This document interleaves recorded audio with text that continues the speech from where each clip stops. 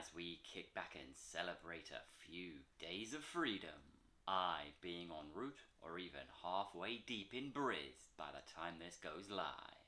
Hopefully filling my chops with some real good beers and maybe a little of that small bar fried chicken as these words hit the air. And after that truly impeccable pale we had earlier in the week, I had little to no choice than to reach for another can from Azvex. With another of their hard-hitting pales. And I'm gonna go out on a limb and say it, but their pales definitely are the best around. It's a bold statement, yes I know, but one I'm happy to stand by.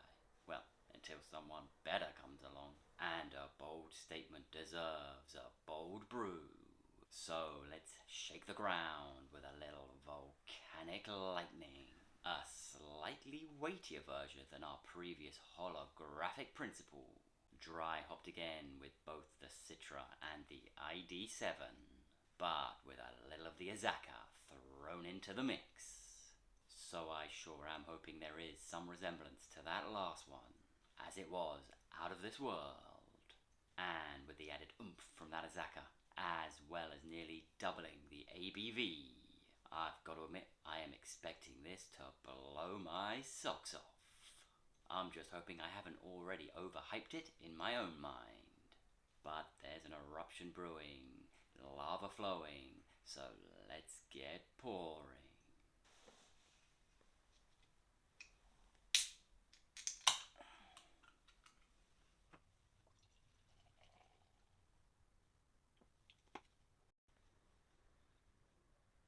And I tell you what, it does smell like an amped up version of that previous brew. We've got big tropical notes of pineapple and papaya right up top. There's an almost subtle creamy note to it too. And a real weighty mango. And it also poured with a real big, thick, lively head, which has quickly faded. So if I wanted to be like the last one, I'm certainly getting my wish.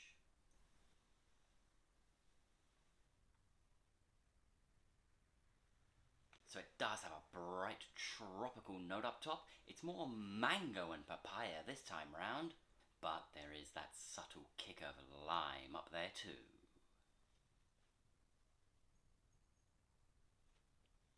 And it is noticeably weightier than the previous one, as you'd no doubt expect. It's less airy, light and refreshing, and more juicy, smoothie-like, with a little subtle dankness. And it is quite pulpy. It's almost like freshly squeezed juice.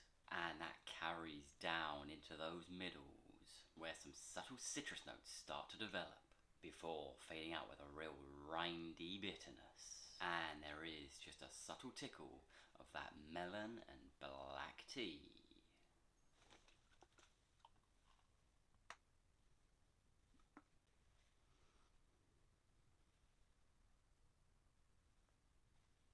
We're starting to get something of a floral note develop up top, which is developing into something of a herbal, almost earthy quality as you get down. As that tail has now developed something of a nettly, almost grassy bitterness. And now we're down into the final third.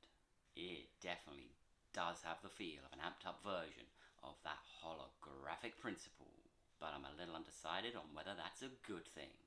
I said in that previous review that Azvex were the kings of the mid-range ABV pales, and this right here is again further proof of that. Not that I can fault this in any way, shape or form. It's big, it's juicy, it's tropical, it's dank, it's got a lovely bitterness to it, and there are some subtle developments and additions along the way.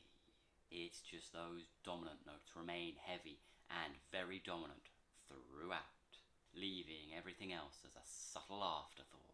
And maybe I'm doing it something of a disservice coming off the back of how brilliant the last one was, but if you leave here with one dab of wisdom, if you're shopping around for some Azvex brews, pales especially, make sure you're buying them around that 5% ABV mark, as they seem to have those absolutely nailed on. As for these slightly weightier ones, they are still very, very good, but they're not quite on par with their little brothers.